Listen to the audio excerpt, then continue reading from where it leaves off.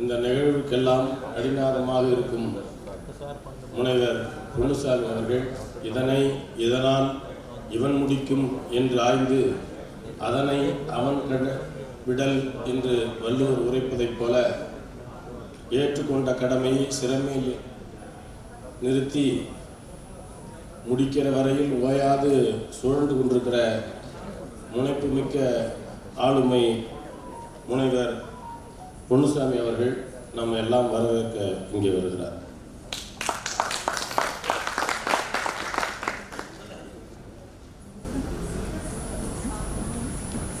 அன்பார்ந்த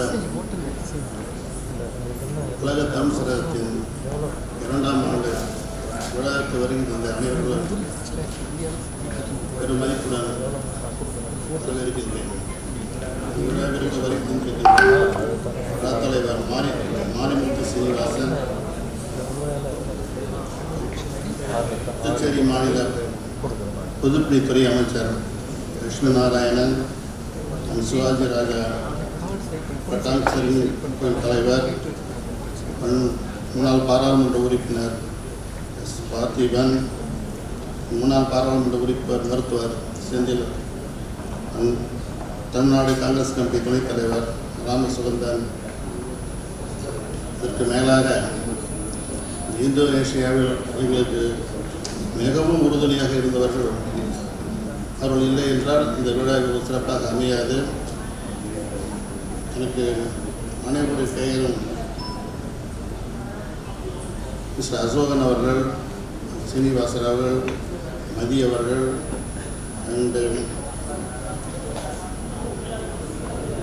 அவர்களை எல்லாம் விக்னேஸ்வரன் அவர்கள் எல்லாம் வரவேற்று எங்களுக்கு நாங்கள் அழைத்ததன் பேரில் சென்னையிலிருந்து வந்த எங்களுடைய நண்பர்கள் இந்த விழாவை மேலும் மேலும் எடுத்து செல்வதற்கு ஒரு வந்ததுதான் எங்களுக்கு ஊக்கமானது.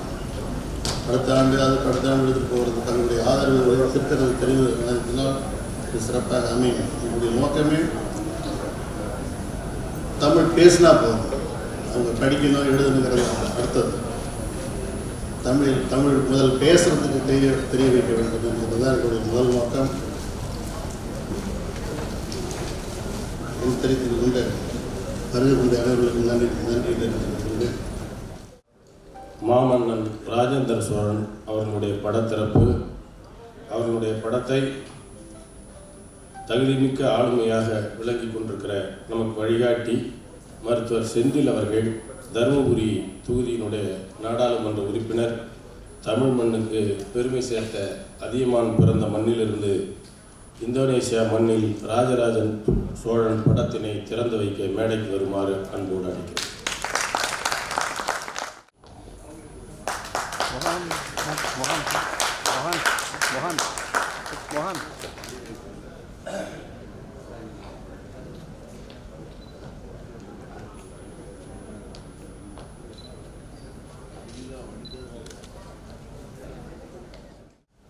முஸ்லிம் மதத்தை சேர்ந்தது மறைக்கல ஆயர்கள் என்பவர்கள் மருவி மறைக்காயர் என்று இன்னைக்கு சொல்லப்படுகிறது. மறைக்காயர் என்பது மறைக்கல ஆயர்கள், மறைக்கலங்களை இயக்கியவர்கள். இஸ்லாம் மதம் வட இந்தியாவுக்கு வேண்டுமானால் போர்களின் வாயிலாக ஆப்கானிஸ்தானில் வந்த முஸ்லீம் மத மன்னர்களால் பரவியிருக்கலாம். ஆனால் தமிழ்நாட்டை பொறுத்தவரை இஸ்லாம் மதம் பயணங்களின் மூலமாக தான் பரவியது. சேர சோழ பாண்டியர்களாக இருந்த காலத்தில் சேர நாட்டில் இருந்த ஒரு சேர மன்னன் அந்த காலத்தில் குதிரை வாங்க வேண்டும் என்றால் அவர்கள் சவுதி அரேபியாவுக்கு போக வேண்டும். அவன் மேற்கு கடற்கரை ஓரமாக சவுதி அரேபியாவுக்கு சென்று நபிகள் நாயகம் உயிரோடு இருந்தபோது கிபி 612 நினைக்கிறேன், அந்த காலத்தில் நபிகள் நாயகத்தை நேரில் சந்திக்கிறார். நேரில் சந்தித்து அவரிடம் பேசி, இவ்வளவு அற்புதமான கொள்கையை வைத்திருக்கிறாரே, இவருடைய மார்க்கத்தை பின்பற்ற வேண்டும் என்று முடிவு செய்து அதன் அடிப்படையில் அவன் அங்கிருந்து வந்து உலகத்தின் முதல் மசூதியை கட்டியவன் தமிழர். சேர நாட்டில் இன்றைக்கும் அந்த உலகத்தில் கட்டப்பட்ட முதல் மசூதி இன்றைக்கு இருக்கிறது. 1500 ஆண்டுகள் பழமை வாய்ந்த மசூதி. அந்த மன்னன் தன்னுடைய பெயரை சேரன் முகமது என்று மாற்றிக்கொண்டார். அங்கு இருந்து அதே கடற்கரை வழியாகத்தான் அது காயல்பட்டினம் அந்த இடத்துக்குலாம் வந்து தமிழகத்தின் கிழக்கு கடற்கரையில் முழுவதுமே இஸ்லாம் மதத்தை தழுவியது. இன்றைக்கும் தமிழகத்தின் கிழக்கு கடற்கரையில் இஸ்லாம் மதம் பரவிப்பது பார்க்கலாம். அவர்கள் தான் அப்படியே பரவி இஸ்லாம் மதத்தையும் தமிழ் பண்பாட்டையும் எடுத்துக்கொண்டு போய் வங்காளதேசம், மலேசியா, சிங்கப்பூர், இந்தோனேஷியா, தாய்லாந்து வரை இந்த மதத்தையும் செய்தியையும் கொண்டு சென்றார்கள். ஆனால் தான் தாய்லாந்து இன்றைக்கு வரை தாய்லாந்து மன்னன் பட்டம் சுட்டும் போது திருப்பாவையும் திருவெம்பாவையும் பாடப்படுகிறது. அதனால ஒரு மன்னன் போர் வெற்றி பெறும்போது அவனுடைய மொழியும் அவனுடைய பண்பாடும் பரவுகிறது. இந்த செய்திக்கு இன்றைக்கு நாமெல்லாம் எதிர்த்து கொண்டிருக்கோம்னா, தமிழ் பண்பாட்டை, தமிழின் வளர்ச்சி எப்படி அடுத்த கட்டத்துக்கு கொண்டு செல்வது என்பதுதான். இந்த உறவு என்பது நட்பை தாண்டி எப்படி நம்முடைய பண்பாட்டையும் அடையாளத்தையும் வளர்த்தெடுப்பது என்பதுதான் இந்த மாதிரி கூட்டணியின் நோக்கம். ஒரு பண்பாட்டை அல்லது ஒரு சமூகத்தை வளர்ப்பது எது? இன்னைக்கு உலகம் பூராமே ஆங்கிலம் பேசுகிறது. அது உலக மொழியாக ஆங்கிலம் மாறிவிட்டது. இங்கிலாந்து தொடங்கி இன்றைக்கு அந்த மொழி உலகம் பூராவும் பேசுகிற மொழியாக மாறிவிட்டது. இன்னைக்கும் இங்கிலாந்து ஒரு சிறிய நாடு. இந்தியாவின் பரப்பளவில் 1/3 தான் இருக்கும். மக்கள் தொகை ஏறக்குறைய இந்தியாவுக்கு ஒரு 2 மாநிலங்கள் சேர்ந்தால் என்ன மக்கள் தொகை அவ்வளோதான் இருக்கும்.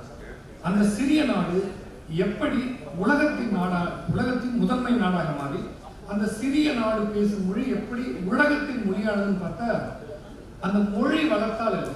இங்கிலீஷ்காரன் நமக்கு சொல்லி நல்ல மொழி பேசி கற்றுக் கொடுத்தாலும் இங்கிலீஷ் பேசுது. உலகம் பூராவும் ஆங்கிலம் பேசுறதுக்கான காரணம் என்னவென்றால், அங்கே இருந்து படையெடுத்து உலக நாடுகள் அவ்வளவு கைப்பற்றினான். பீரங்கி குண்டுகளால் வெற்றி பெற்றான். அந்த வெற்றி பெற்ற நாடுகளில் தன்னுடைய ஆட்சி அமைத்தான். அவனுடைய போர் வெற்றி, அரசியல் வெற்றி, அவன் பெற்ற வெற்றிகளால் அந்த நாடுகளில் அவனுடைய மொழி ஆட்சி மொழியானது. இந்தியாவில் முழு இந்த இந்திய துணைக்கண்டத்தை கட்டுப்பாட்டில் முழுமையாக வைத்திருந்த காலத்தில் இந்தியாவில் இருந்த அதிகபட்ச வெள்ளைக்காரன் இங்கிலீஷ்காரன் 25,000 பேர் தான். 25,000 பேர் 30 கோடி முகமுடையான பாரதியார் பாடுவார். ஒரு நூற்றாண்டுக்கு முன்னால் இந்திய மக்கள் தொகை 30 கோடி பேர் தான். 30 கோடி பேரை வெறும் 25,000 பேர் ஆட்சி செய்தார்கள். எவ்வளவு அறிவு இருந்தது! அந்த அறிவும் அவன் வைத்திருந்த அந்த கருவிகளும் அறிவியல் வளர்ச்சியும் தான் அவனை வெற்றி வைத்தது. அவன் வந்து நம்மை ஆட்டி படைக்க வைத்தது. அதன் அடிப்படையில் நம்ம ஆங்கிலம் பேசணும். இதையே தான் அவன் வந்து பாகிஸ்தானில் பண்ணான், பங்களாதேஷில் பண்ணான், பல ஆப்பிரிக்க நாடுகளில் பண்ணான். அதை விட முக்கியமாக அமெரிக்காவை கைப்பற்றினாங்க. அமெரிக்க நாட்டில் முதல்ல போய் அமெரிக்கா நாட்டுக்கு போனது ஸ்பெயின் கேப்டன். ஆனால் அது அனுப்புனர் வந்து போர்ச்சுகல் மன்னர் அனுப்புகிறார். அந்த முதல்ல இருந்து சொல்ல போனால் அமெரிக்காவில் பிரான்ஸ் பேசுவது அதிகமாக இருந்தாங்க. இன்னைக்கு கூட அமெரிக்காவில் பிரெஞ்சு பேசுபவர்கள், இத்தாலி பேசுறவங்க, ஸ்பானிஷ் பேசுகிற நிறைய பேர் இருக்காங்க. ஆனால் அமெரிக்க உள்நாட்டு போரில் ஆங்கிலம் பேசுவது வெற்றி பெறுகிறார்கள். அந்த அடிப்படையில் தான் அமெரிக்கா வந்து ஆங்கிலம் பேசும் நாடாகியது. இன்னைக்கு கூட அமெரிக்காவில் வந்து முழுக்க ஆங்கிலேயர்கள் மட்டும் இருக்கான்னு சொல்ல முடியாது. பிரெஞ்சு, ஸ்பானிஷ் நிறைய பேர் இருக்காங்க. ஸ்பானிஷ் நிறைய பேர் இருக்காங்க. ஸ்பானிஷ் தான் வர போனாங்க. ஆனால் அமெரிக்கா ஆங்கிலம் பேசும் நாடாக மாறியதற்கு காரணம் அங்கிருந்த உள்நாட்டு போர் ஆங்கிலேயர்கள் பெற்ற வெற்றி தான். அந்த போர் அமெரிக்காவை ஆங்கிலம் பேச வைத்தது. அமெரிக்கா வல்லரசாக மாறியவுடன் அந்த மொழி உலகம் புறாமல் பரவியது. இவ்வளவு உலகம் இருக்குன்னா, தமிழர்கள் தமிழ் மொழி வளர வேண்டும் என்றால் நீங்கள் மொழியை வளர்க்கக்கூடாது. உங்களுடைய பொருளாதார வெற்றி தான் மொழியை வளர்க்கும். அரசியல் வெற்றி தான் மொழியை வளர்க்கும். நீங்கள் இந்தியாவில் ஏன் தமிழ் மொழி சுருங்கி போயிருக்கிறது என்றால் அரசியல் வெற்றி பெறவில்லை. ஹிந்தி ஏன் பேசுகிறதுன்னா அவன் வந்து அரசியல் வெற்றி பெற்றிருக்காங்க. இன்றைக்கும் தமிழகத்தில் வந்து நம்ம நாடாளுமன்ற உறுப்பினர் அனுப்புகிறோம். 40 பேர் வச்சிருக்கோம். நான் வெளிப்படையாக செய்த இன் கேமரா மீட்டிங். இன்றைக்கும் கூட இவ்வளவு சட்டம் போட்டாலும், நான் பல அமைச்சர்களை வைத்திருந்தாலும், எந்த சமயத்தில் ஒரு அமைச்சர் நான் இந்த நாடாளுமன்ற உறுப்பினர் கிடையாது. பட்ஜெட் வெளியிடப்படும் போது, வரவு செலவை அறிக்கை வெளியிடப்படும் போது தமிழும் வெளியிடப்பட வேண்டும். இந்தியாவில் எத்தனை மொழிகள் இந்திய மொழிகளோ அத்தனை மொழிகளும் பட்ஜெட் காப்பியை கொடுங்க. இன்னைக்கு பழைய மாதிரி டெக்னாலஜி எங்கேயோ போயிடுச்சு. டிரான்ஸ்லேஷனை ஓவர் நைட்டில் பண்ண முடியும். இந்த பட்ஜெட் வந்து டெக்னிக்கல் ஒரு ஆவணம் தான். அது ஒன்றும் இலக்கியம் இல்லை. இலக்கியத்தை மொழிபெயர்க்கிறது ரொம்ப கஷ்டம். டெக்னிக்கலான ஒரு ஆவணத்தை மொழிபெயர்க்கிறது ஈஸி. இரவோடு இரவாக மொழிபெயர்க்க முடியும், இரவோடு இரவாக அச்சடிக்க முடியும். 1 மணி நேரத்துக்கு நூற்றுக்கணக்கான பிரதிகளை அச்சடிக்கிற அளவுக்கு டெக்னாலஜி வளர்ந்துச்சு. அச்சடித்து கொடுங்க, பட்ஜெட்டை கொடுங்க. இனிமேல் நாங்கள் நாடாளுமன்ற தமிழில் தான் பேசுவோம். இன்னைக்கு வந்து டிரான்ஸ்லேஷன், வாய்ஸ் டிரான்ஸ்லேஷன் வேறு லெவலில் போயிடுச்சு, ஏஐ வந்துருச்சு. ஸோ அப்படியெல்லாம் தொழில்நுட்பம் வரும்போது தமிழ் மொழிக்கான இடத்தை நாடாளுமன்றத்தில் உறுதி செய்யுங்கன்னு சொல்றதுக்கு ஆள் இல்லை. யூபிஎஸ்சி எழுதுறாங்க, ஆனால் அதே சமயத்தில் ரயில்வே எக்ஸாம்னா தமிழில் எழுதணும் என்று தமிழ் மொழிக்கு ஆட்சி அதிகாரத்தை கொடுத்தா தான் வளரும். இன்னைக்கு தமிழ்நாடு அரசு பல விஷயங்கள் பண்ணுறாங்க தமிழ் விளக்கத்துக்கு. அது எதுவுமே உருப்படாத. வெளிப்படையாக சொல்கிறேன், இந்த உலகம் வணிக உலகம். இன்றைக்கு எது பொருள் தருகிறதோ அதுதான் வெற்றி பெறும். நீ தமிழ்நாட்டில் என்ன பண்ணணும்? அரசு வேலை தமிழ் மொழியில் தான் எல்லா தேர்வும் இருந்தால் வேற வழி இல்லை. மருத்துவத்தை தமிழ் கற்பிக்க முடியுமானா முடியும். நீங்கள் எல்லாமே பல்வேறு நாடுகளிலிருந்து வந்திருக்கீங்க. நானும் பல நாடுகளுக்கு போயிருக்கேன். தாய்லாந்துலாம் சின்ன நாடு. தாய்லாந்து தாய்மொழியில் மருத்துவத்தை கற்பிக்கிறது. ருஷ்யா கற்பிக்கிறது, ஸ்பெயின் கற்பிக்கிறது, பிரான்ஸ் கற்பிக்கிறது. உலகத்துக்கு எல்லா நாடுகளும், ஜப்பான் உட்பட, சீனா உட்பட எல்லா நாடுகளுமே தாய்மொழியில் தான் மருத்துவத்தை கற்பிக்கிறாங்க. தாய்மொழியில் தான் இதையும் கற்பிக்கிறாங்க. ஆனால் நாம மட்டும்தான் வெளிநாட்டு மொழியை கற்பிக்கிறோம். அதையெல்லாம் மாற்ற முடியும். மொழிக்கு வலிமை சேர்ப்பது என்பது அரசியல் அதிகாரத்தை கொடுப்பது, பொருளாதார வளர்ச்சியை பெறுவதுதான். நீங்கள் தமிழ் மொழிக்கு செய்யக்கூடிய மிகப்பெரிய சேவை என்பது வீட்டில் தமிழ் பேச வைக்கிறது. நீங்கள் மிகப்பெரிய பொருளாதார வளர்ச்சி அடைந்து வலிமை மிக்கவர்களாக மாறி அமெரிக்க பாராளுமன்றத்தில் கூட தமிழில் பேசுகிற ஒரு வார்த்தைன்ற மாதிரி கொண்டாட முடியும். அதனால் நாம் மீண்டும் மீண்டும் கூடுவது என்பது, மொழியை வளர்ப்பது என்பது, சமூகத்தை வளர்ப்பது என்பது, நாம் பொருளாதார வளர்ச்சி எப்படி அடுத்த கட்டத்துக்கு போகிறதுங்கிறத பற்றி பேசுறது தான். இந்த கூட்டம் என்பது ஒரு நல்ல நட்பு கூட்டமாக நாம் இணைந்திருக்கிறோம், பெரிய போகுது. ஆனால் மிக நீண்ட தொழில் அமெரிக்காவும் நல்ல கடைசி வந்திருக்கிறவங்க எல்லாமே இன்னும் பயனுள்ள கூட்டமாக இந்த கூட்டங்கள் மாற வேண்டும் என்றால் பொருளாதார வளர்ச்சிக்கான ஒரு கூட்டமைப்பாக எப்படி எடுத்து செல்வது. இதற்கான அமைப்பை வருடம் ஒன்று பேசுகிற மாதிரி, வருடம் ஒரு நாள் பேசுகிற மாதிரி இல்லாமல் இந்த உரையாடலில் ஆண்டு முழுவதும் எப்படி ஒரு இணைப்பு இருக்க முடியும் என்பதை பற்றி பேசுவது. ஒரு முறை நீங்கள் இந்த கூட்டத்தை இந்தியாவில் தமிழகத்தில் நடத்துங்க. ஏன்னா வெளிநாடுகள் வந்து போகும்போது சின்ன போன்றவர்கள் வந்து பிஸ்னஸ் பண்ணுறவங்க கிடையாது. ஆனால் பிஸ்னஸ் மைண்ட் இல்லாமல் ஆனால் முழு நேர பிஸ்னஸ் பண்ணுறவங்க கிடையாது. என்னை போன்றவர்கள் ஒரு சுற்றுலா நோக்கம் கொஞ்சம் இருக்குது. ஆனால் இந்த கூட்டத்தின் நோக்கம் சுற்றுலாவில் இது வந்து மொழியை வளர்ப்பது, தொழிலை வளர்ப்பது என்ற நோக்கில் இருக்கும்போது ஒரு முறை இந்தியாவில் நடத்தும்போது இந்தியாவில் இருக்க தொழில் முனைவர்களை அழைக்கலாம். நிறைய பேர் இருக்கிறாங்க நினைக்கிறத, இன்னும் நிறைய பேர் கான்டாக்ட் இல்லை. அவங்கள வச்சு ஒரு கூட்டம் இந்தியாவில் போகலாம். நல்ல இடங்கள் என்னை போன்றவர்கள் கூட அந்த ஏற்பாட்டில் இருக்கு. எல்லாரும் இந்த பங்களிப்பை கண்டிப்பாக செய்யணும்.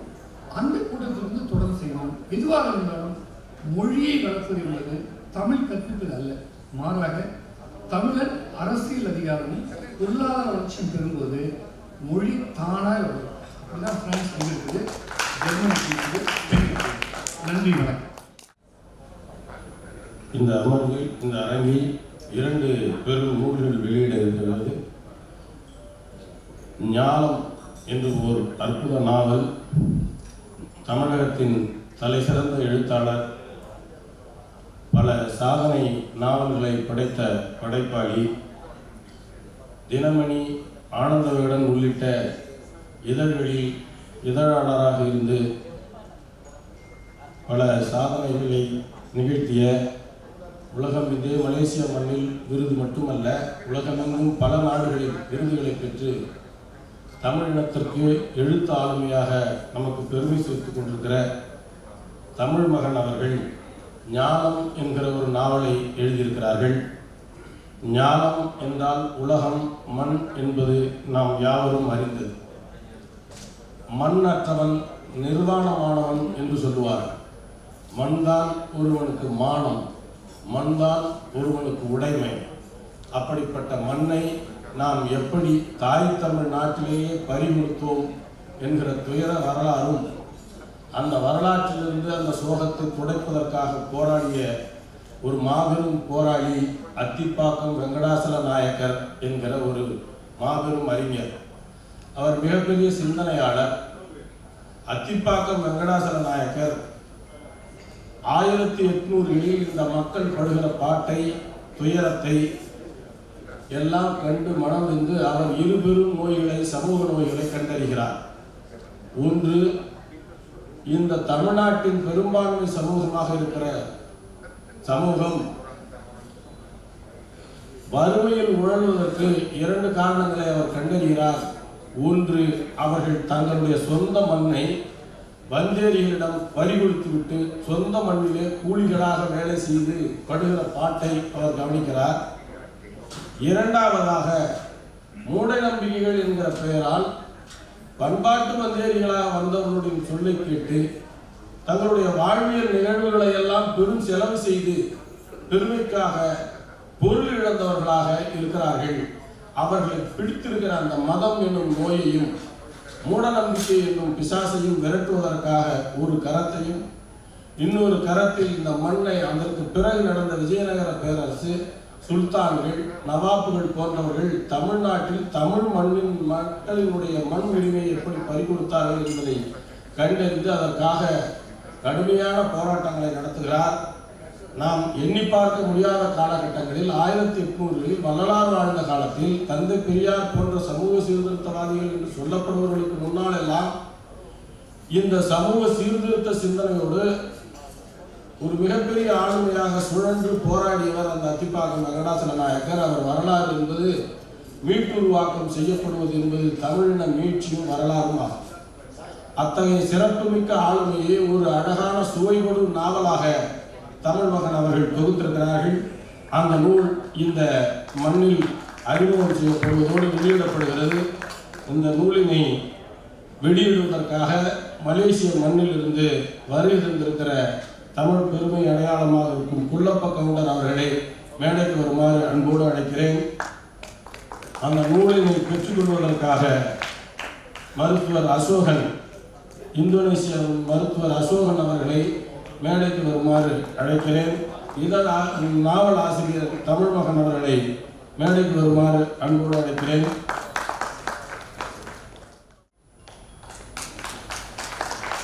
சுதேந்திரன் அவர்களுக்கு நினைவு பரிசினை வழங்குகிறார். எழுத்தாளர் தமிழ் மகன் அவர்களுக்கு நினைவு பரிசினை வழங்குகிறார்.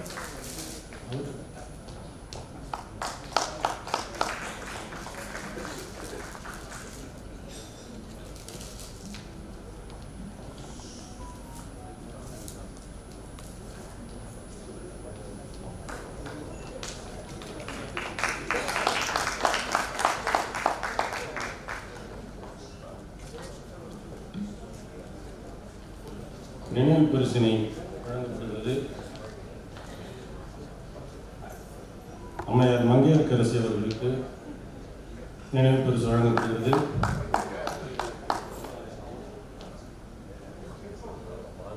ஆசிரியர் மணிவாசகம் அவர்களுக்கு நினைவு பரிசு வழங்கப்படுகிறது. நூல் ஆசிரியர் நெய்தல் நாடன் அவர்களுக்கு நினைவு பரிசு வழங்கப்படுகிறது.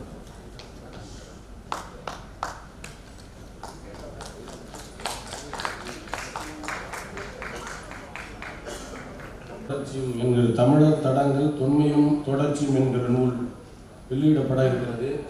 அமைச்சர்கள் வருகை தந்திருக்கிறார்கள். இன்னும் ஓரிரு மணித்துளிகளில் வந்தவுடன் அந்த ஆய்வுக்கோவை வெளியிடப்பட இருக்கிறது. ராஜேந்திர சோழன் அவர்களுடைய புகழ் பரப்புகிற ஒரு படக்காட்சியை காணொலி காட்சியாக திரைப்பட இயக்குனர் விக்னேஸ்வரன் அவர்கள் தயாரித்திருக்கிறார்கள். அந்த படக்காட்சி ஆய்வுக்கோவை வெளியீட்டுக்கு முன்பாக இங்கே காட்டப்பட இருக்கிறது. இப்பொழுது திரைப்பட இயக்குனர் விக்னேஸ்வரன் அவர்களின் படக்காட்சி. 4-5 வருஷமாகவே 2014 2015 நமக்கு இந்த நம்மளுக்கு பழக்கம். அவர் இந்த ராஜேந்திர சோழனை பற்றி ஆராய்ச்சிக்கும் அவருக்கு புதுசு கிடையாது. இதில் பார்த்தீங்கன்னா வெறும், அதாவது மலேசிய நாட்டில் உள்ள இளைஞர், அவருக்கு சோழ வரலாற்றில் எவ்வளோ ஆர்வம் இருக்குங்கிறது இந்த படக்காட்சியை பார்த்தா நமக்கு. படக்காட்சிங்கிறது இங்கிலீஷில் சொன்னால் it's a presentation, it's not a video. So அதாவது இப்போ இந்த ப்ரெசன்டேஷனை இதே மாதிரி ஒன்று ஒரு 2017 மலேசியாவில் பண்ண கிட்டத்தட்ட 1000 பேர் உட்கார்ந்து விட்டு எழுந்திரிக்கல. நான் இன்னைக்கு வந்து பெரிய எதிர்பார்ப்போடு வந்து அந்த ப்ரெசன்டேஷனுக்கு, ஆனால் இருந்தாலும் அவர் கொஞ்சம் அவரால் முடிஞ்ச அளவுக்கு ஒரு நேரத்தை கன்சிடர் பண்ணுவார். But we all like every one to support, give a support to him. Okay, thank you. தமிழ்நாட்டிலேருந்து நிறைய பேர் வந்து பேசுவாங்க, நம்ம வந்து உட்காந்து கேட்போம். மலேசியாவிலேருந்து கூப்பிட்டு பேச வைக்கிறாங்க அப்படின்றது வந்து எங்களுக்கு ஒரு கௌரவமான ஒரு விஷயமா நான் பார்க்குறேன். மலேசியாவுக்கு பிரதிநிதித்துவம் வந்து இருக்கிறதுக்கு காரணம் வந்து இந்த ராஜராஜ சோழன், ராஜேந்திர சோழன் போன்ற எங்களுடைய வரலாறை படிக்கிறதுக்கான வாய்ப்பு எனக்கு கிடைச்சது தான். இங்கேருந்து பக்கத்து நாடு தான் நாங்கள். எத்தனை பேர் மலேசியா போயிருக்கீங்க? கேட்டுக்கிறீங்களா? How many of you been to Malaysia before? Very nearby. I've been to Medan twice, and this is my second visit here. And I'll try to mix English and also Tamil in between for most of you to understand what I'm going to deliver. So I have a very limited time, so I'll just go into my slides.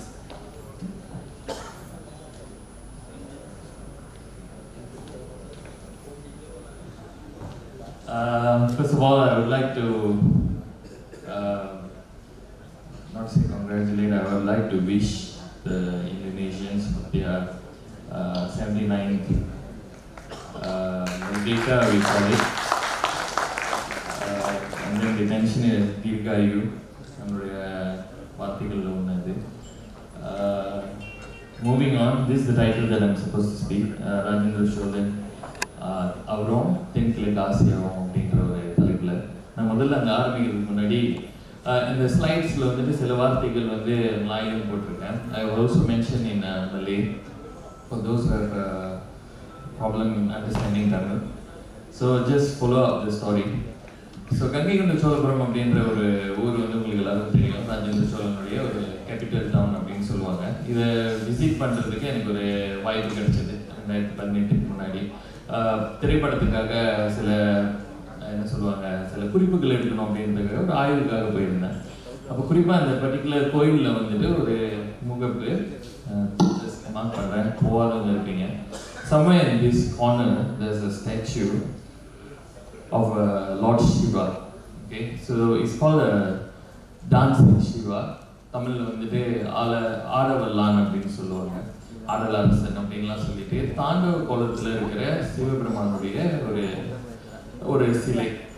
இந்த சிற்பம் வந்துட்டு இந்த கோயில் சிதைவடைஞ்சாலும் இந்த சிற்பம் வந்துட்டு அப்படியே எந்த ஒரு அதுக்கு தொய்வும் இல்லாமல் இருக்கிறது வந்து இன்னைக்கு ஒரு வரலாறு பேசுறதுக்கான ஒரு பெரிய ஒரு குறிப்பாக இருக்கு. இப்போ இதை மேலோட்டமாக பார்த்தோம் அப்படின்னா சிவபெருமானுடைய ஒரு நடராஜர் அப்படின்னு சொல்லக்கூடிய டான்சிங் போஸ் இது. ஓகே, ஸோ ஏன் இந்த கோயிலில் இவ்வளோ பெருசுக்கு இது செஞ்சுருக்காங்க, அதுவும் ஒரு கார்னரில் வந்துட்டு ரொம்ப டீட்டெயில்ஸ்லாம் கொடுத்து அப்படின்னு சொல்லும்போது இந்த சிலையை வந்து என்கிட்ட காமிச்சவர் வந்துட்டு இது கொஞ்சம் டீட்டெயிலாக பாருங்கள், இதில் நிறைய விஷயம் தெரியும் அப்படின்னு. பின்னாடி பார்த்தீங்கன்னா பார்வதி அம்மையார் வந்துட்டு இருக்காங்க, சில பூத கணங்கள்லாம் இங்கே இருக்குது. We call it as the அரக்கன் அப்படின்னு சொல்லுவாங்க. இந்த மேலதாளங்கள்லாம் வச்சுட்டு தேவர்கள் கூட இருக்கிற அந்த மாதிரியான ஒரு டிபிக்ஷன். மேலே வந்து தேவர்கள்லாம் இருப்பாங்க. இப்போ இதில் தாண்டவம் அப்படின்றது வந்து ஒரு டான்ஸ் அப்படின்னு நம்ம சொல்லுவோம். அது நிறைய வகையான தாண்டவம் இருக்குது அப்படின்னு சொல்லி இதில் ஒரு பர்டிகுலர் தாண்டவம் இது விச் இஸ் ஆனந்த தாண்டவம் அப்படின்னு சொல்லுவாங்க. ஸோ அதை வந்து நம்ம சரியாக புரிஞ்சுக்கணும் அப்படின்றதுக்காக அந்த சிற்பி, the one who made the statue, he didn't forget to put a smile on the Shiva's face. அவரோட பல்லு கூட அப்படியே நல்லா தெரிகிற மாதிரி ஒரு டீட்டெயில் கொடுத்து அவர் ஜாய்ஃபுல்லாக ஆடுறாரு அப்படின்றத வந்து டிபிக்ட் பண்ணியிருக்கு. ஸோ இது ஹைலைட் இல்லை. இந்த சிலைக்கு கீழே வந்துட்டு ஒரு சப்ஜெக்ட் இருக்குது. இந்த ஏரியா நீங்கள் பார்த்தீங்கன்னா இதில் வந்துட்டு சில பூத கணங்கள் அப்படின்னு சொல்லக்கூடியது. இங்கிலீஷில் வந்து நான் டீமன்ஸ்னு சொல்லிடுறேன். ஓகே, ஸோ ரக்ஸாஸ் மாதிரியானது. அண்ட் தென் இவங்க எல்லாமே வந்து அதை மேலே வாசிச்சுட்டு இருக்காங்க, அந்த மியூசிக்கல் இன்ஸ்ட்ருமெண்ட்ஸ் வாசிக்கிறாங்க. அதில் ஒரு பர்டிகுலர் கேரக்டர் இங்கே இருக்காங்க. இவங்க வந்துட்டு கையில் வந்து ஒரு மாதிரி ஜால்ரா மாதிரி வச்சுருக்காங்க, அதை வந்து வாசிச்சுட்டு இருக்காங்க. யார் இவங்க அப்படின்றத வந்துட்டு எங்களுக்கு எக்ஸ்பிளைன் பண்ணவர் இவர் குறிப்பாக அதை ஃபோக்கஸ் பண்ண சொன்னாங்க. And you can notice that this person is not wearing any clothes and the hair is something like a dreadlock மாதிரியான afro style இருக்கிற ஒரு ஒரு உருவம், எலும்பு தோலமாக இருக்காங்க, கிட்டத்தட்ட ஒரு டெபிள் மாதிரியான லுக்கில் இருப்பாங்க அவங்க. ஸோ யார் இவங்க அப்படின்றது வந்துட்டு நம்மள படித்தவங்க எல்லாருக்குமே தெரியும். யார் இது எழுதியிருக்கேன். So the one who is known as Karaikal Ammaiyar. Okay, so I want to talk about this particular person. Karaikal is the name of a place. நம்மளுக்கெல்லாம் தெரியும், தமிழ்நாட்டில் வந்து ஒரு கோஸ்டல் டவுனு, சோழர்கள் காலகட்டத்தில் வந்து ஒரு மிகப்பெரிய ஒரு துறைமுக பட்டினங்கள் அதுவும் ஒன்று அப்படின்றது. அந்த காரைக்காலில் இருந்த ஒரு அம்மையார் அவங்க. நம்மளுடைய பதிகங்கள் வந்து பார்த்தீங்கன்னா 63 நாயன்மார்கள் பற்றி பேசும்போது அதில் ஒருத்தவங்க அப்படின்றது தான் நம்மளுக்கு தெரியும் அப்படின்னு அசீவ் பண்ணிக்கிறேன். நான் சீக்கிரமாக கதைக்குள்ளே போகணும். இந்த கதையை வந்து புராணங்களில் படிச்சிருக்கோம், பெரிய புராணத்துலேயும் இருக்கும். இந்த பெண் நாயன்மார்களில் 3 பேர் ஒருத்தவங்க இருப்பாங்க. இந்த அம்மையாருக்கு நடந்த விஷயம் வந்து பார்த்தீங்கன்னா அவருடைய ஹஸ்பண்ட் வந்துட்டு சந்தேகிப்பாங்க. ஒரு சஸ்பிஷியஸாக இருந்ததுனால அவங்ககிட்ட ஒரு டெஸ்ட் வைப்பாங்க. அதில் ஒரு மாம்பழம் வரும். அந்த மாம்பழம் வந்துட்டு சிவன் கொடுப்பாரு. அதை எடுத்துகிட்டு வந்து கொடுக்கும் போது அதை சுவிச்சு அவர் வந்து தெரிஞ்சிடும், இது வந்துட்டு நான் வாங்கிட்டு வந்த மாம்பழம் கிடையாது அப்படின்னு சொல்லிட்டு அவங்க விட்டு விலகிடுவாங்க. என்னுடைய கணவன் என்னை விட்டு விலகிட்டாரு அப்படின்றதுக்காக இவங்க என்ன பண்ணுவாங்க, தன்னை வந்துட்டு இந்த அழகு எனக்கு வேணாம் அப்படின்றதுலாம் சொல்லி ஒரு ஒரு கோரமான உருவத்தை எடுத்துக்கிறாங்க. கிழவியா சொல்லுவாங்க, சில பேர் பேய் மாதிரி இருக்காங்க அப்படின்னு சொல்லுவாங்க. இந்த மாதிரியான ஒரு சம்பவம் நடந்தது அப்படின்னு நம்பப்படுது. இது வந்து காரைக்காலில் உங்களுக்கு இன்னும் கோயில்லாம் இருக்கு. அந்த டிபிக்ஷனை வந்து ராஜேந்திர சோழனுடைய ஒரு தனி நகரம் ஒன்று உருவாக்குறாரு. அந்த கோயிலில் வந்துட்டு அதை அமைச்சுக்கிறாரு. இதில் பெருசாக ஆச்சரியத்துக்கு ஒன்றும் இல்லைன்னு நினைக்கிறேன். ஏன்னா அது அவங்க ஊரில் நடந்த ஒரு சம்பவம். அதாவது ரொம்ப பக்கத்தில் திருவேலங்காடு அப்படின்ற ஊரில் தான் வந்துட்டு அவங்க வந்து சிவனை பார்த்தாங்க அப்படின்லாம் சொல்லி அந்த வரலாறு ரொம்ப நீட்டாக போகுது. இதில் இருக்கிற விஷயங்கள்லாம் கேள்விப்பட்டு அந்த டிபிக்ஷனை போர்ட்ரே பண்ணுறாங்க தங்களுடைய கோயிலில். இதில் என்ன ஆச்சரியம் அப்படின்னா, காரைக்கால் எங்கே இருக்குது அப்படின்றது தெரியாதவங்களுக்கு.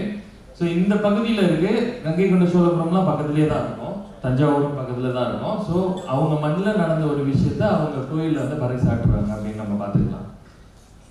தாய்லாந்துக்கு போனீங்கன்னா தாய்லாந்தில் இருக்கிற ஒரு அகழ்வாராய்ச்சியின் போது வந்துட்டு ஒரு சிதைந்த ஒரு கட்டிடம். So it's a temple ruin. What they did is that they were rebuilding the temple and then they're trying to fix the puzzle of the entrance of the temple. So in one of the entrance, there's a statue of the temple belongs to Shiva, Lord Shiva's temple. அப்போ அந்த டெம்பிளில் வந்து பார்த்தீங்கன்னா அந்த statue வந்து fix பண்ணும் போது அதுக்கு கீழே வந்துட்டு சில மினி ஸ்டாச்சூஸ்லாம் எடுக்கிறாங்க. அந்த பசலில் வந்துட்டு இந்த ரோவில் இருக்கிற ஒரு ஸ்டாச்சு வந்து கேவ் அ பீக் என்ன சொல்லுவாங்க, அப்படியே நம்மளுக்குலாம் கூஸ் பாம் வர மாதிரி புல்லரிக்கிற ஒரு மூமெண்ட் அப்படின்னு சொல்கிற மாதிரி ஒன்று கொடுத்தாங்க. இது வந்து சிவன் தாண்டவ கோலத்தில் இருக்காரு அப்படின்னு சொல்லி ஒரு தாய்லாண்டில் இருக்கிற ஒரு சிற்பி வந்து உருவாக்கியிருக்கான். அந்த தாய்லாந்து சிற்பியோடைய அந்த வடிவத்தில் கீழே பூதகணங்கள்லாம் மேலதாளங்கள்லாம் வாசிக்கிறாங்க. அதில் ஒரு சைட் கார்னரில் உடை இல்லாத ஆடை இல்லாத ஒரு பெண்மணியோடைய ஒரு சித்திரம் இருக்கும், சிற்பம். இப்போ இது யார் அப்படின்னு சொல்லும் போது இவங்க காரைக்கால் அம்மையார். ஸோ எனக்கு இது வந்து ஒரு கேள்வியை கொண்டுருந்துச்சு. நம்ம ஊரில் நடந்த நம்ம பாட்டிக்கு நடந்த கதையை நம்ம வந்துட்டு ஃப்ரேம் போட்டு வீட்டில் வச்சுக்கிறது நியாயம்.